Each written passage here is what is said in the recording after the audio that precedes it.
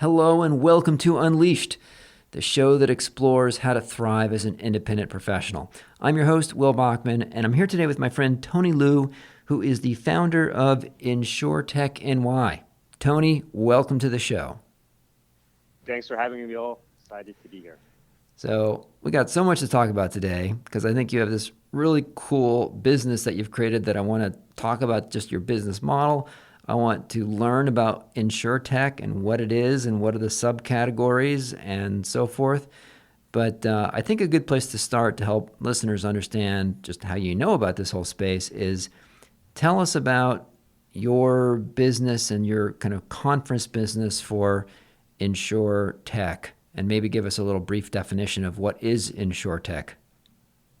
Sure, yeah, maybe I could start with that. So, InsurTech is a short for insurance technology, and it's a category in the venture space, right? So you have fintechs, which is like financial technology startups. There's like edutech, and InsurTech is like kind of like that, except it's focused on the insurance industry. And it's a relatively newer term. The term didn't even exist like 5 years ago. And it is one of the more up and coming startup space. And it's been actually a few unicorns that's been developed over the past couple of years. It's still sort of in its infancy, and not a complete infancy, but it's maybe the teenage years. And there's still a lot to go in terms of growth in this sector. So, so basically what we do is we help those in the InsurTech ecosystem connect with each other. And we do this through our public events. We also host a early stage startup competition, accelerator, and private events, where again, our goal is to just connect everybody in this ecosystem together and hope that, there'll be partnership and things that will happen amongst them. And I think that your startup competition is a fascinating business that you've created. And let me just play back what I heard last time and then correct it and fill in the details. So I think it's kind of cool where the individual startups get attracted to it because there's some prize money if they get selected as the best one. But even more importantly, it's a chance for these startups to get in front of their potential clients, the large insurance companies. And the insurance companies are paying you to run this thing because it gives them a chance to get early access and awareness of all these startups that they might want to invest in or buy. Yeah, that's exactly right. So I mean, just in terms of our business model, there's basically we run three different lines of business. One of them is essentially what you described, which is that we really support the incumbent insurance companies with their open innovation program. So a lot of the incumbent insurers, like big companies like Nationwide of the world, Liberty Mutual, these companies, they are recognizing, and they started recognizing a few years ago, that they need to be more innovative and leverage technology to do so. So obviously, if you're innovating, you can do it yourself, or you can actually leverage other players who've actually built their own kind of technology and leverage that. So, right, so that's internal versus like external innovation. And so when it comes to external innovation, they need to work with essentially like startups. A lot of times, the startups are who has the latest technology and trying to solve the most important problems. So what they often do is partner with organizations like us to help them find the best startups. And then also they can actually get some education on the trends that's happening in the world and the InsurTech ecosystem as well. So, there's this open innovation program. We support them with their goals in terms of finding startups. We also have another line of business, which is a kind of a separate business. It's a public event business where you can think of event business. We sell tickets. There's sponsorship specifically for that, and then third line of business, which we just started, is a fund. So we started a venture fund to invest in the startups that we need as well. Wow, so interesting how you've managed to basically create a business by curation and creation of a forum for the people who want to connect with one another. That's very cool.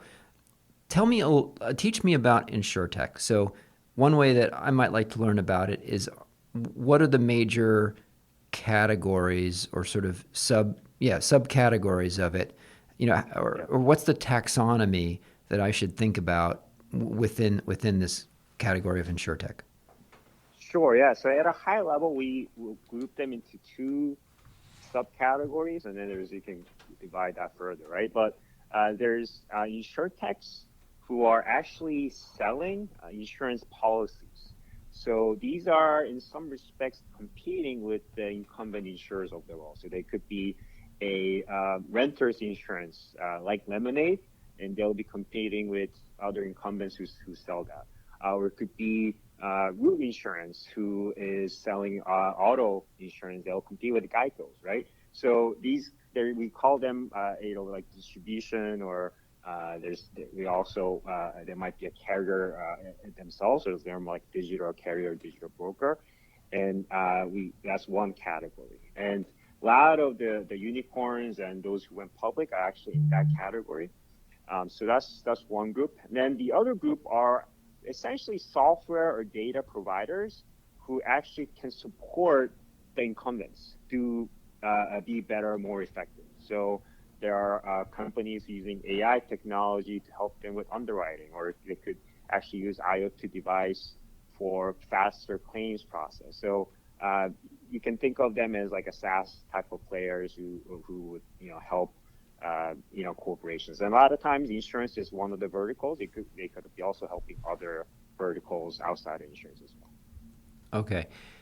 I don't know a ton about insurance. Could you walk me through the major parts of the insurance, like value chain or process or parts of an insurance company, so that we can then double click and talk about what sorts of technology might be enabling each of those different, sub parts of a company? Sure, yeah. So I mean, if you think of the whole value chain, there is the distribution, and then there's like plumbing system that goes within it. There's like policy admin, core systems. There's a lot of technology that helps you go from distribution. But then actually before distribution, there's part of it is underwriting, and then there's core system, and then there's also claims. So those are the high level, and I can kind of explain what that actually means. So in terms of distribution, a lot of insurance products are sold through brokers or agents, and these are basically groups of people or companies who all they do is sell. That's their kind of main job, right? And there's multiple lines of insurance products out there, so they have different types of brokers, agents who do that. So, for example, if it's a life insurance, an agent might not even call themselves an insurance person. It could be like a financial planner, but they have license to sell life insurance products, for example. Or in some cases, the distribution can be done by the employer, because the employer is actually a distributor to an employee who's buying health insurance, right? So there's different types of brokers or agents who are actually selling the product. And then behind that is actually people who are actually underwriting, which is basically means they're actually coming up with calculating the premium to kind of sell the price of the actual insurance product, right? And the premiums are basically a money they take to figure out what the actual total potential claims could be. And then, it's like a monthly or yearly premium they'll assess based on the risk factor that they have calculated. And then I mentioned there's a lot of policy admin core systems, a lot of back office kind of system that happens there. And then there's also claims process where you're trying to, improve the claims process that happens at the back end. So for example, if your car got into accident and you want to actually go to your insurance company to get your money back, right? And a lot of times that process is very broken. It's just super slow. But if you use the claims technology, all that could be done automatically using your mobile phone, for example. So, those are kind of the areas that there's a lot of definitely innovation that's happening across all four areas. And then I guess there's probably an investing area where they have to invest all those premiums that they've collected until they have to pay them out. Exactly. Yeah. So it seems like you definitely know, but basically how insurance companies typically make money is not necessarily through like higher price premium. Like premium is supposed to just break even in terms of claims, right? How they actually make money is really by investing in the premium float, we call a float, that they get from the customers, and then investing that. And usually they invest that in, lower risk, kind of investment with its bonds and whatnot. So that's how they actually make money. And there's not a whole lot of innovation on that space. It's more typically just investment. So, investment is not a super human intensive type of activity. And I think it's just has been something that they've been doing. It's just probably the same similar process they had in the past few decades. So there's not a huge amount of innovation that I see in the investment, but there's definitely a lot of innovation in the underwriting, where they're using different types of data to figure out the actual price, premium pricing, and figuring out the risk factors. Definitely a lot of innovation in the distribution space, where they're using basically mobile or online digital ways to actually sell, as opposed to just using human people. Could you walk through some actual examples of specific companies that illustrate some of these different points? Yeah, sure. So, one company like it could be this would be somewhere in probably it's sort of maybe in the kind of the upfront area, the distribution area. So it's a company called TrustLayer. They actually confirm whether a potential a company has actually insurance or not. So like let's say you are you're working in a building, and you want to you're moving in, right? Sometimes like when you're moving in, the building owner wants to see, hey, like whoever's moving you, do they actually have insurance, right? And you would have to like send it in PDF, and then they share the information with the building owner, and building owner's like, I need to actually have that information in this particular format. And there's a lot of like manual process. And then it's also unclear whether whatever they share with them is actually real or not. Like there's no proof that it's actually real insurance document. They could just fake it. And so what TrustLayer does, for example, is they would actually they have a system in place where they allow you to actually certify that actually insurance is actually real, and that they actually have insurance, and it's all automated, and they can actually prove that that vendor actually has insurance. So that's like one example. There's examples where they actually provide a different company. They provide health-related data that is not collected normally, and then they use that information to have a better underwriting process. And there's companies like Optimity, where they would actually work with different customers directly to collect data about their health information, and then that data can be used to for life or health insurance to better underwrite and also have better engagement with the customers. A lot of the problem carriers have is, as I mentioned, there's distributors who actually sell the product. Carriers are the ones who are actually underwriting the product, but they don't often have relationship with the customers directly. And so sometimes they don't really know what's going on. And so they're always looking for ways to engage with the customers as well. That's fascinating. So keep going. That gives you some idea. Yeah. So there's also like a different. I was just talking to a company called ICE. They actually have 14 satellites, that they own, and what they do is they take imagery of the different geographic regions, and they're able to share this data with the insurer when there's like a big hazard or flood or what have you, right? And so they can actually assess what is actual damage, and then they can use that data to share basically a claims amount, right? So that's kind of automating some of that process instead of having to send somebody actually to where the flood zone is and things like that. So, those are some examples. Like I think I share some examples. And then in terms of distribution, there's a lot of different plays. For example, there's a company called Coverage Genius. They actually help insurance companies sell their product through non-traditional means.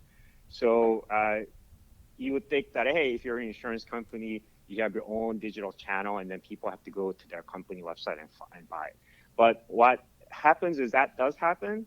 But if the insurance is actually part of an existing buying process, it's a lot easier, right? So for example, you've probably seen this a lot, and maybe you bought it, maybe you haven't. But for example, like if you go to a kayak, or if you buy some kind of a flight, during the buying process, they ask you, hey, do you want to buy travel insurance, right? Just in case like you can't make it, can you, do you want to take insurance on that?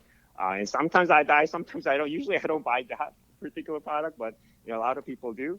And that there's this, the Coverage Genius helps basically carriers distribute that product to those type of non-traditional digital channels where they're just kind of buying it as part of the process. We call that embedded insurance, like a new term that's been out there. I mean, it's something the industry has been doing for a long time, but it's become a lot more prevalent and it's become more important, especially because of kind of the advancement of digital technology. Yeah, like Amazon tries to sell you insurance on anything you buy, like in electronics, even if it's a computer mouse or something.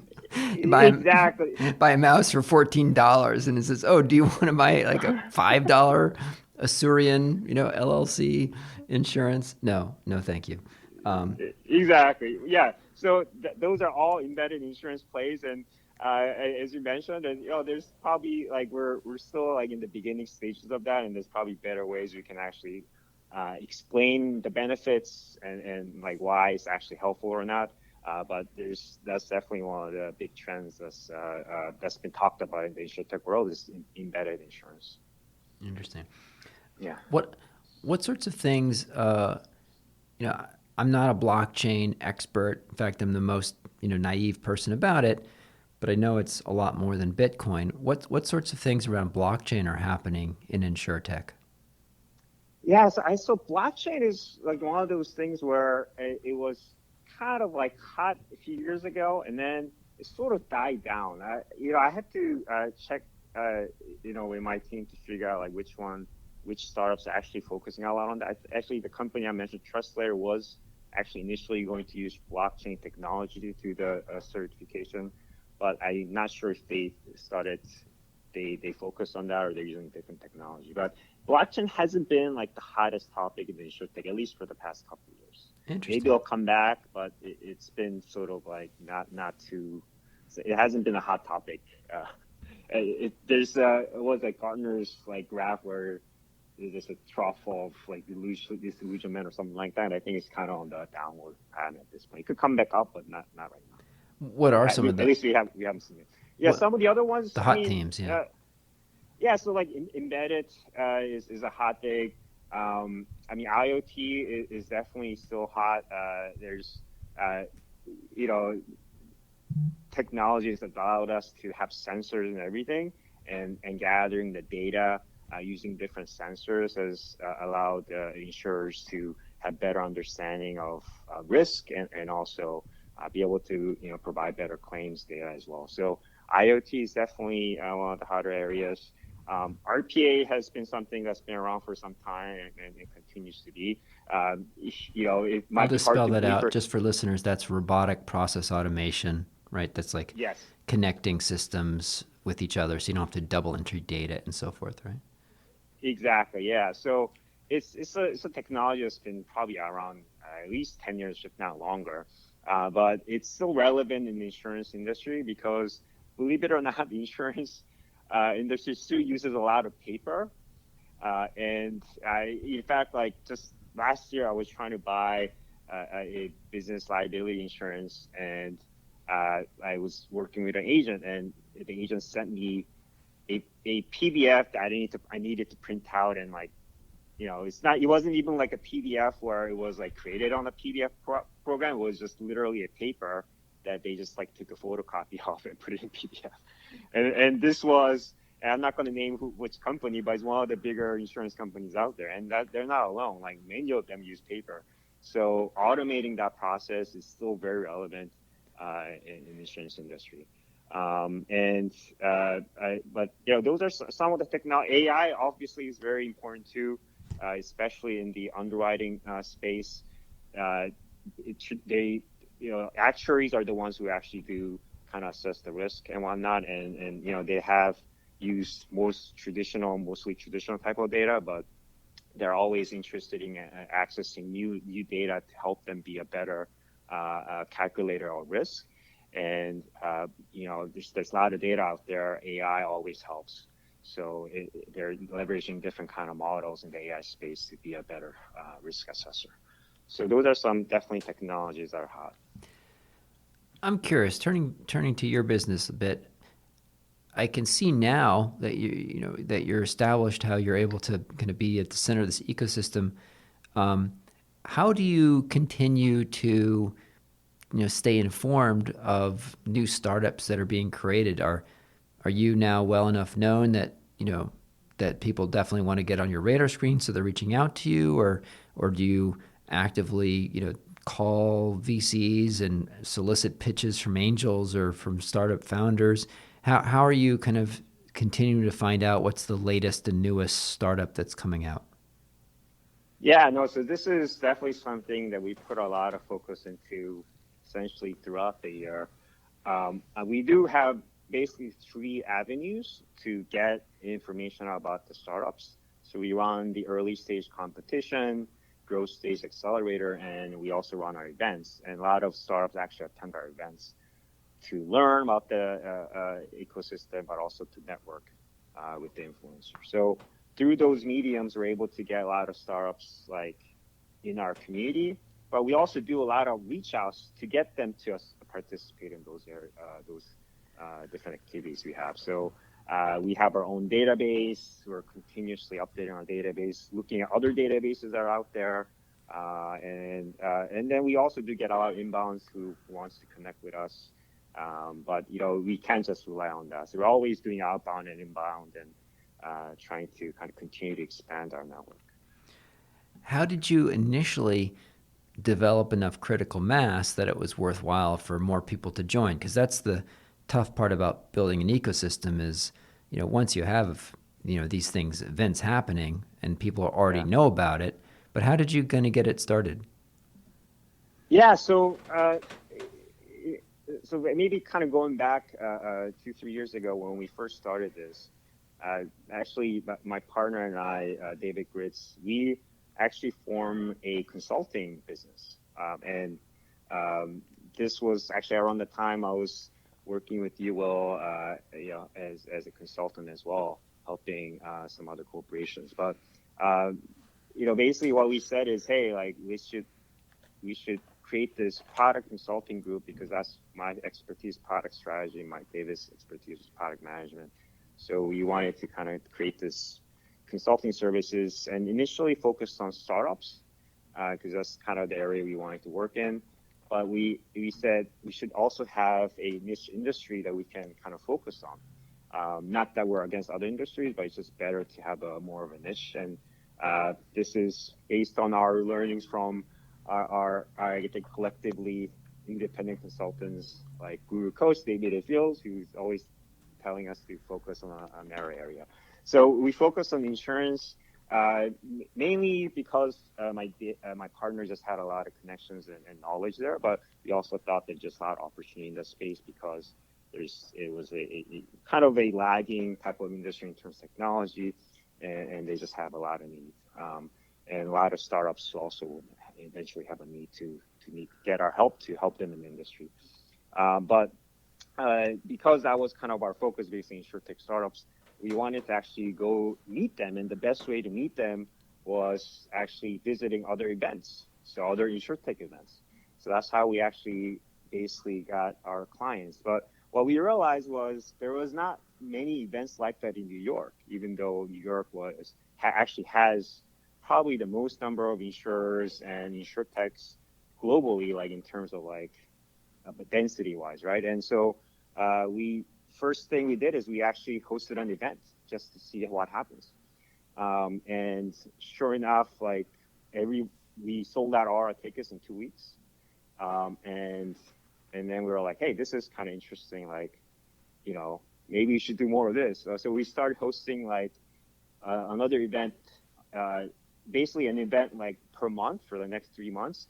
Every one of them sold out. This is pre-COVID.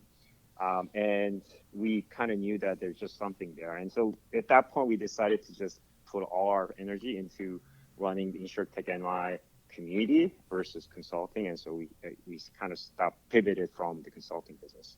But like how we knew when it's a long way ago, so I haven't answered your question. How did we know we had enough mass?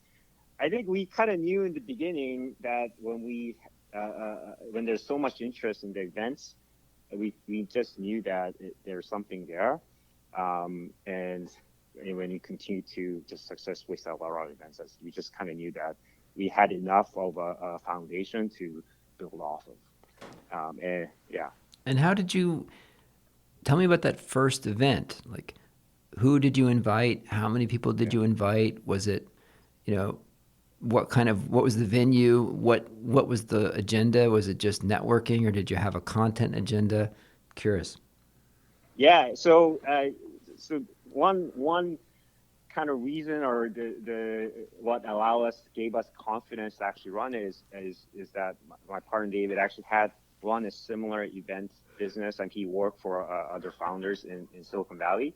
They had a similar type of event business there, and he actually worked for them. And so he learned a lot about how to run the business in the event space and what to do, what not to do. And based on that learning, we knew that we needed to have speakers. We need and really good speakers who can talk about what's going on in the space. Panel. We knew that we need to have a panel. I forget if we actually had a TED talk, but now we actually have basically two types of speaking, which is like a panel, and then the other was a TED talk style like presentation. And then we also knew that networking was also important. So I believe we had all three of them in the first event. We just knew we had to do it. And so first thing we did is find a venue. That was most important, because if you don't have a venue, you can't really do anything. And so I was actually talking to people in my co-working space. I believe there was a guy named Alex actually runs a VC for the health sector. And he knew a lawyer who is in this space as a partner at a law firm, and he actually had a space for like 75 people, and he was willing to kind of let us use it. And it's good for him because he actually makes deals with startups, so we'll kind of bring startups to his office, which is good for him for his sales.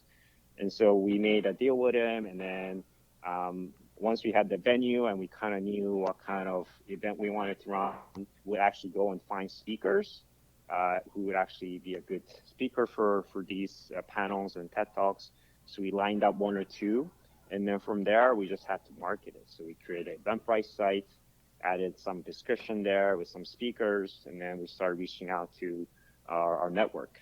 And some people we knew, some people we didn't know, and there's different ways to actually get contact information, and we kind of start reaching out, and that's how we got people to attend the event.